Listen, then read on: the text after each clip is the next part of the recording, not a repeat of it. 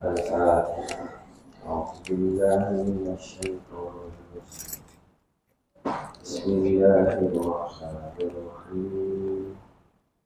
الحمد لله رب العالمين الرحمن الرحيم مالك يوم الدين إياك نعبد وإياك نستعين اهدنا الصراط المستقيم صراط الذين أنعمت عليهم غير المغضوب عليهم ولا الضالين.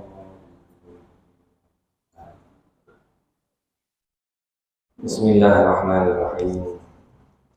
الحمد لله رب العالمين والصلاة والسلام على أشرف الأنبياء والمرسلين وعلى آله وصحبه أجمعين.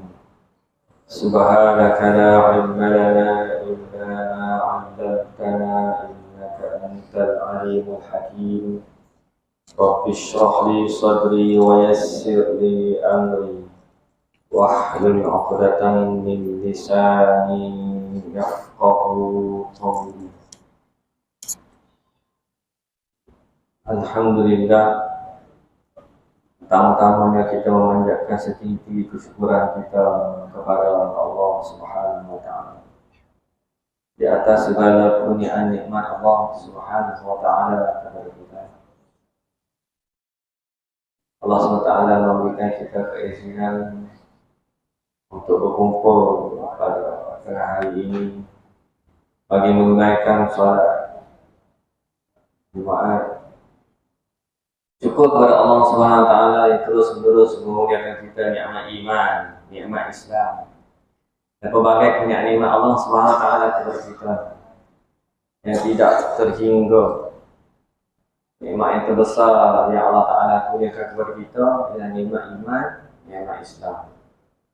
Alhamdulillah. Selawat dan salam kepada junjungan besar Nabi Muhammad sallallahu alaihi wasallam. Allahumma shalli ala sayyidina Muhammad wa ala alihi. Hadirin muslimin yang dirahmati Allah SWT sekalian. Allah SWT berfirman, A'udzubillahi minasyaitonir rajim. Qalat innal muluka idza dakhalu qaryatan afsaduha wa ja'alu a'izzata ahliha adillah wa kadzalika yaf'alun. Dia, yakni Balqis, dia berkata, sesungguhnya raja-raja apabila memasuki suatu negeri, nescaya mereka membinasakannya dan menjadikan penduduknya yang mulia jadi hina. Dan demikian pula lah yang akan mereka berbuat. Surah An-Naml ayat yang ke-34. Kata-kata ini dikeluarkan oleh seorang raja bernama Balqis, permaisuri Balqis. Dia menyebutkan perkara yang biasa berlaku dalam kepimpinan semua negara. Apabila seorang raja dari sebuah negara, dia menakluki negara yang lain, ini yang dia akan buat.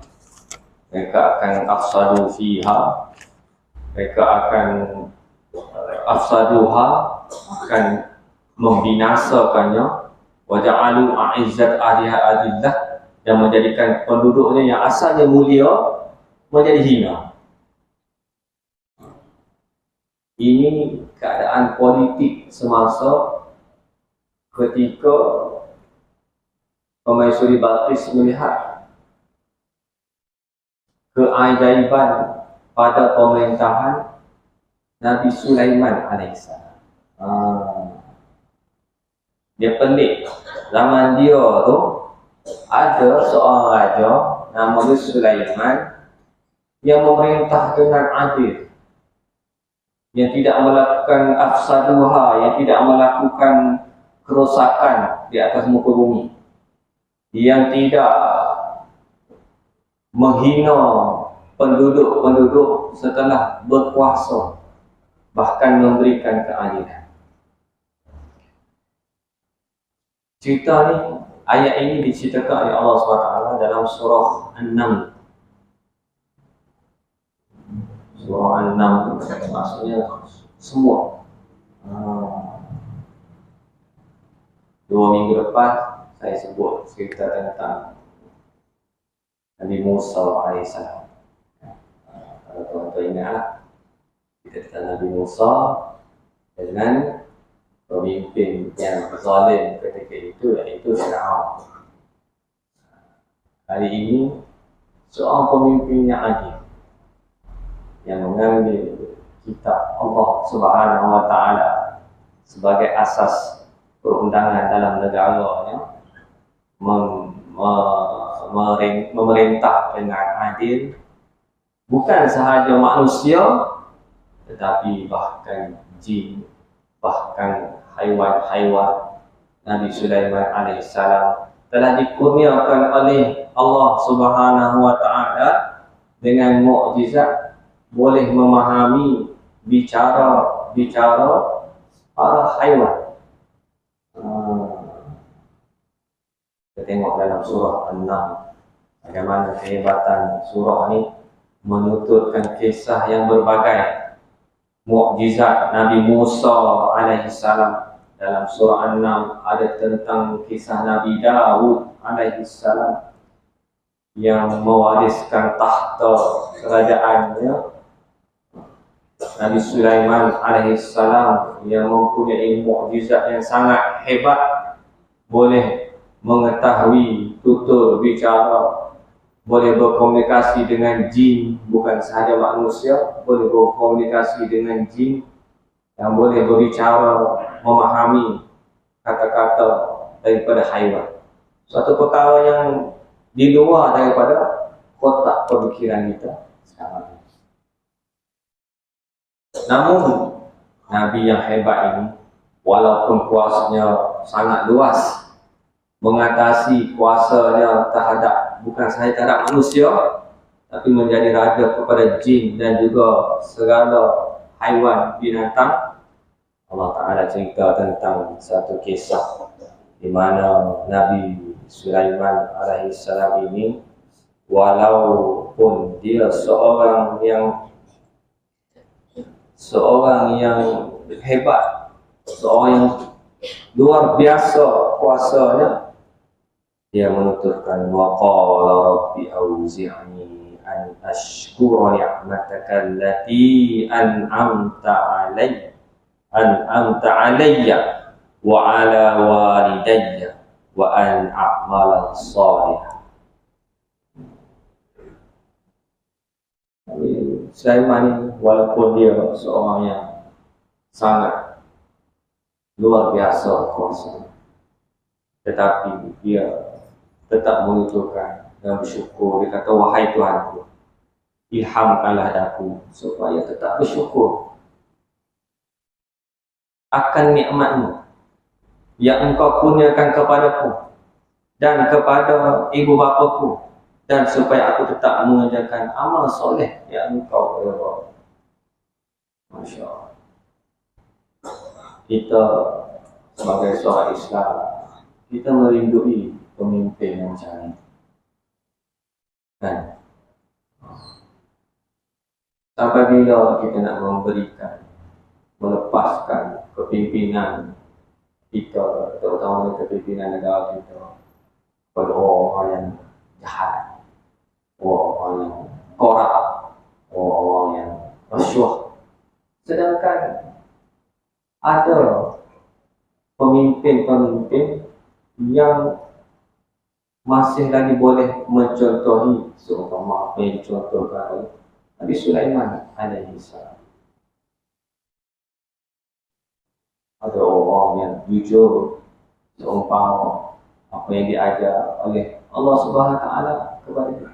Ada orang yang amanah, maka terbentang di hadapan kita dan menjadi tanggungjawab kita untuk mencari, untuk menaikkan pemimpin-pemimpin yang seumpama. Karena sejarah menunjukkan bahawa ada pemimpin yang macam itu.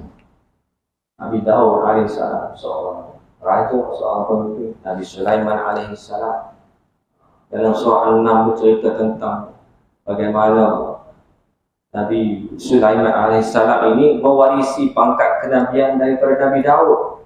Allah Ta'ala kata wa warisa Sulaiman Daud wa qala ya ayyuhan nas 'allimna mantiqat tayr wa utina min kulli syai' inna hadha lahuwal fadlul mubin. Nabi Sulaiman mewarisi pangkat kenabian dan kerajaan Nabi Daud. Nabi Daud jadi raja sebelum itu, kemudian mewarisi daripada Nabi Daud. Dan setelah itu Nabi Sulaiman berkata, wahai umat manusia, seorang raja, seorang pemimpin, seorang Perdana Menteri, seorang ketua, mengingatkan kepada rakyatnya, wahai umat manusia, kami telah diajar mengerti bahasa pertuturan burung, dan kami telah diberikan serba sedikit dari tiap-tiap sesuatu yang diperlukan. Sesungguhnya yang demikian ini adalah limpah kurnia dari Allah yang jelas nyata. Hebat mana pun kuasa, besar mana pun pangkat, dia tetap mengakui semua ini daripada Allah Subhanahu Wa Taala. Lahuwal fadlul mubin. Inilah limpah kurnia dari Allah yang jelas nyata. Wa busyira li Sulaiman junudahu minal jinni wal ins wa tayr fahum yuz'un. Dan dihimpunlah bagi Sulaiman. Sulaiman menghimpunkan bala tentera daripada jin, daripada manusia, serta burung, tayr. Lalu mereka dijaga serta diatur keadaan dan perjalanan masing-masing. Betapa hebatnya pemimpin.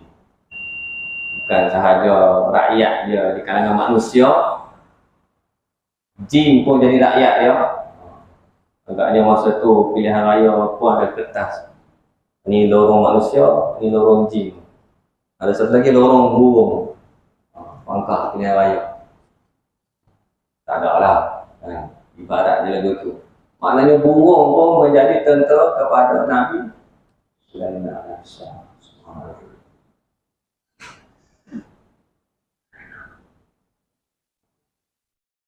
Hatta idza atau ala wadin nam qalat namlatun ya ayyuhan namlu dukhulu masakinakum la yahtimannakum Sulaimanu wa junuduhu wa hum la yash'urun. Kisah yang sangat unik. Nabi Sulaiman pun dengan bala tenteranya pun marah menuju ke suatu tempat, hingga apabila mereka sampai ke Wadin Namli, berkatalah seekor semut. Semut ni nampak ni tentera Sulaiman dok main. Manusia, jin dengan burung-burung. Ya ayuhan namlu, wahai sekalian semut, masuklah ke sarang kamu masing-masing. Jangan Sulaiman dan tenteranya memijak serta membinasakan kamu sedang mereka tidak menyadari.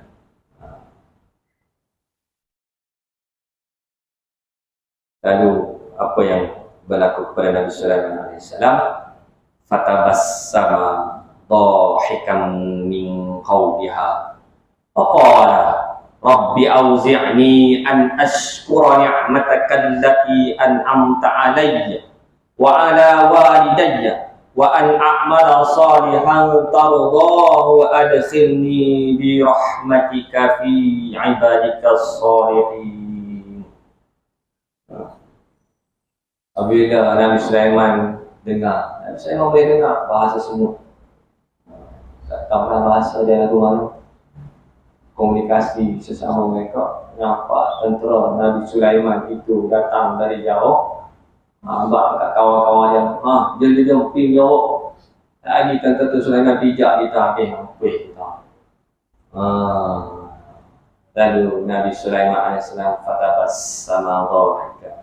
Tersenyumlah Nabi Sulaiman mendengar kata-kata semua itu dan berdoa dengan berkata, tengok ni, doa seorang pemimpin.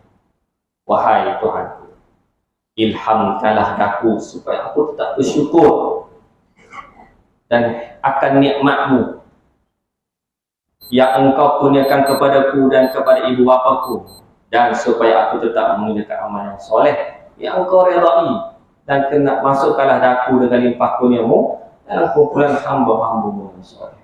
Masya Allah. Betapa mulianya seorang pemimpin ini minta supaya Allah SWT ilhamkan rasa syukur dalam hati. Syukur ni makna kata taat kepada perintah Allah Ta'ala. Allah Ta'ala suruh sembahyang, pemimpin sembahyang. Allah Ta'ala suruh dakwah, pemimpin ni mengambil peranan dia sebagai seorang pendakwah, menyeru kepada rakyatnya supaya beriman kepada Allah Ta'ala, supaya taat kepada perintah Allah, supaya jangan tinggal sembahyang. Syukur ni maksudnya melakukan segala apa yang disuruh oleh Allah SWT dan meninggalkan segala apa yang dilarang oleh Allah Ta'ala. Isu terbesar dalam kepimpinan itu terutama negara kita, isu rasuah. Benda yang Masya Allah, Allah Ta'ala kata, Nabi SAW kata, Ar-Rashi wal-Mutashifina, bagi rasuah, terima rasuah, masuklah. Lakon ni bukan kerja main-main. Bukan macam api kat dunia, tapi api kat akhirat. Berapa puluh kali ganda lebih panas daripada api dunia. Api dunia pun kalau kita pegang mancis tu, lighter tu, pun boleh melecur dengan kita, jari kita.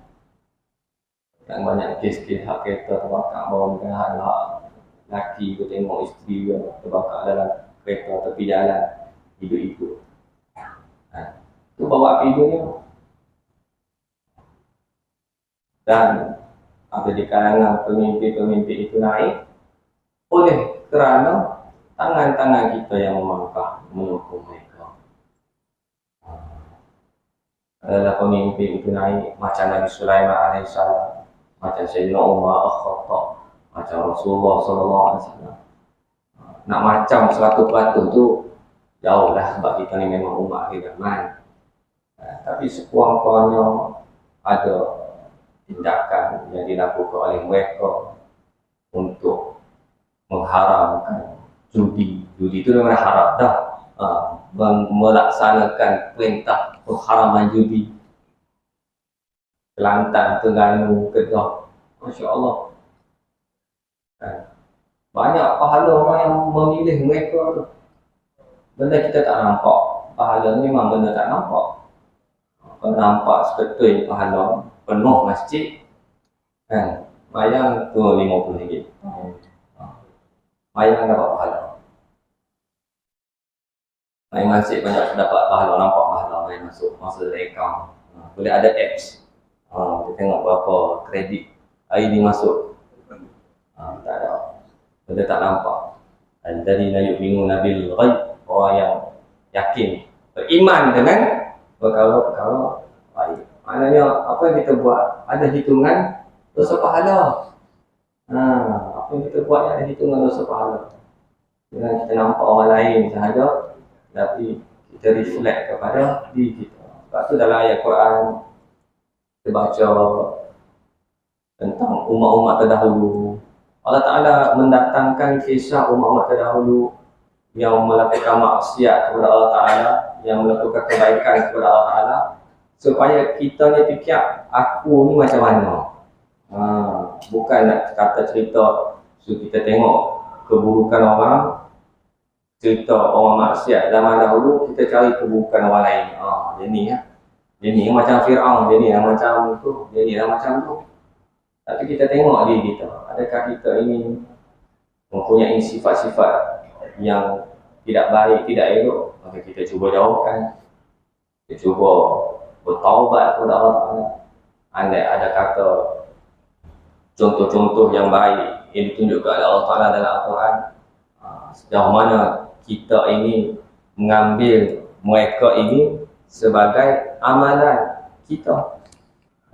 Dalam Al-Quran ini untuk semua jenis manusia. Untuk pemimpin pun ada, untuk rakyat pun ada, untuk ayah pun ada, untuk anak pun ada, untuk bos pun ada, untuk majikan pun ada, untuk anak buah pun ada, untuk semua manusia. Al-Quran ini diturunkan kepada seluruh umat manusia. Dan Rasulullah SAW dan para sahabat mencontohkannya, mengikut supaya manusia ni kemudian boleh ambil contoh. Rasulullah SAW dan para sahabat ini supaya kita jadikan mereka sebagai contoh dalam kehidupan kita. Nabi-nabi semua lelaki. Perempuan macam mana? Nak ikut siapa? Nak ikutlah isteri-isteri Nabi, ikut para sahabiah yang bersama-sama dengan Rasulullah SAW. Jadikan mereka sebagai contoh. Sayyidina Aisyah radhiyallahu anha, Sayyidina Khadijah radhiyallahu anha, Ummu Salamah, isteri-isteri baginda, sahabat-sahabat baginda, menjadikan mereka ini sebagai contoh dalam kehidupan kita. Begitulah kehidupan kita seterusnya. Maka tidak ada istilah pemisahan antara agama dengan kehidupan. Tidak ada pemisahan antara agama dengan pendidikan. Tidak ada istilah pemisahan antara agama dengan ekonomi. Tidak ada istilah antara politik dan agama. Tidak ada pemisahan. Semua itu blend together, disatukan kerana kehidupan kita ini sentiasa terpandu dengan Al-Quran dan Sunnah Rasulullah SAW. Jadi muslimin yang dirahmati Allah SWT sekalian, insyaAllah mudah-mudahan sedikit kisah tentang Pemaisuri Balqis yang kita bacakan tadi dan Nabi Sulaiman alaihissalam daripada surah An-Naml ini menjadi panduan kepada kita, menjadi manfaat untuk diri saya dan juga tuan-tuan sekalian. Aqulu qawli hadza wa astaghfirullahal azim li wa lakum. Bila taufiq wa hidayah. Assalamualaikum warahmatullahi wabarakatuh.